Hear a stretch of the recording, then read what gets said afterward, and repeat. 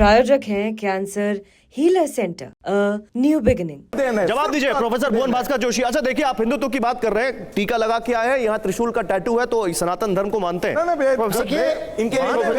Professor भुवन भास्कर जोशी, बोलिए। नहीं, अभी पर्सनल कमेंट नहीं, बोले दीजिए। व्यक्ति अभी रुक जाइए, मैं आपको हिंदुत्व है तो देश सुरक्षित है। जवाब मैं आपको बताना चाहता हूं, जो हमारे साथी ने कहा कि अमेंडमेंट की बात इन्होंने कही संविधान में, जो संविधान में अमेंडमेंट करता है, चाहे भाजपा की उसकी बात नहीं है प्रोफेसर जोशी। नहीं प्रोफेसर जोशी, अभी मुद्दे से मत हटिए। जनता पार्टी को समाजवाद और धर्मनिरपेक्षता से दिक्कत है। आप मुद्दे पर रहिए, आपसे सवाल पूछा, हिंदुत्व से देश, अरे सर मुद्दे से मत हटिए, बहुत सारे लोग हैं। हिंदुत्व ही देश है, देश सुरक्षित है, आप मानते हैं नहीं मानते, समर्थन करते हैं कि नहीं? हमारा साफ कहना है, ये देश सुरक्षित है 140 करोड़ लोगों से, जो हिंदू मुसलमान सिख ईसाई है, इससे देश बनता है। ये देश बनता है हिंदू और मुसलमान सिख ईसाई की एकता से। और कहना चाहता हूँ, बाबा अम्बेडकर के अपमान की बात क्या कह रहे थे?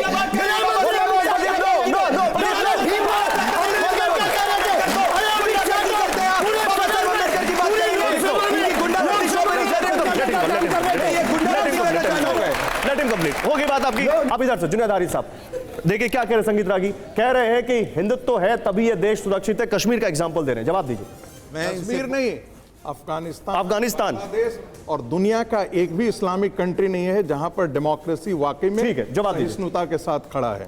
मैं इनके सामने अपने मुल्क की बात कर रहा हूं। लक्षद्वीप में सरकार की आंकड़ा है कि 97% मुसलमान पाए जाते हैं। वो एक्सेप्शन को अपवाद बोलने दीजिए सर उनको बोलने दीजिए। लक्षद्वीप के कारण अलग हैं, सर बोलने दीजिए, अभी उनकी बात पूरी हो जाए, फिर मैं आऊंगा आपके पास आऊंगा। मैं आपको ये बता दे रहा हूं कि खुद मैं इस्लाम की अपनी नीतियों के तहत इस बात को मैं कह रहा हूं कि मौलाना आज़ाद जो समय के सबसे बड़े जानकार थे, उन्होंने सबको साथ लेकर के चलने की और ऐसी आज़ादी को कबूल नहीं करने की बात की थी जो हिंदू और मुसलमान को अलग कर दे। आपके सामने एक सवाल रख दे रहा हूं। हाँ। इस मुल्क को सबसे पहले जिसने अखंड भारत और बहुत बड़े भारत का स्वरूप दिया था वो अशोका, मैं मानता हूं। अब आगे बात पूरी करने दीजिएगा।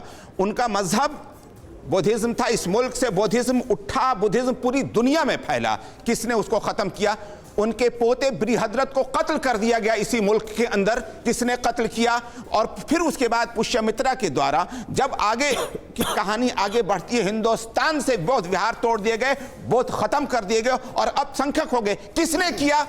ये कौन लोग? प्रोफेसर संगीत रागी जवाब देंगे। एक मिनट, अभी आपको टर्न। प्रोफेसर संगीत रागी देख लीजिए, सनातन वर्सेस बौद्ध की लड़ाई आ गई। अभी आप किया गलत। एक मिनट, सनातन वर्सेस बौद्ध, बोलिए।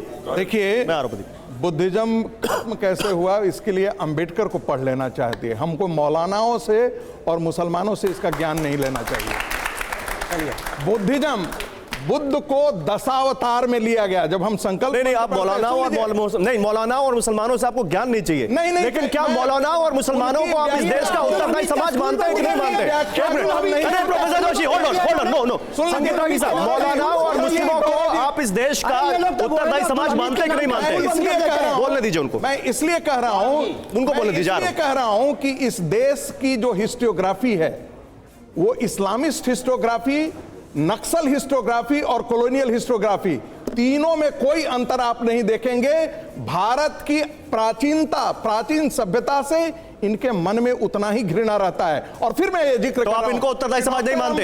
डॉक्टर अंबेडकर, मेरा सवाल नहीं ले रहे आप। डॉक्टर अंबेडकर ने लिखा है, डॉक्टर अंबेडकर को ही जिक्र कर रहा हूं कि कैसे बुद्धिज्म खत्म हुआ, क्योंकि बुद्धिज्म को हिंदुइज्म ने आत्मसात कर प्रोफेसर लिया। संगीत रागी, प्रोफेसर संगीत रागी पढ़ते हैं तो कहते हैं बुद्धा अवतारे, हम संकल्प कर रहे हैं। प्रोफेसर संगीत रागी देखिए, ज्ञान है आप जिस नहीं प्रोफेसर संगीत रागी, और शास्त्रार्थ की परंपरा से खत्म हुआ है बुद्धिज्म। तलवार की एक मिनट, प्रोफेसर संगीत रागी, तलवार इस्लाम की भाषा है, हिंदुइज्म की भाषा। मेरा सवाल सुनिए।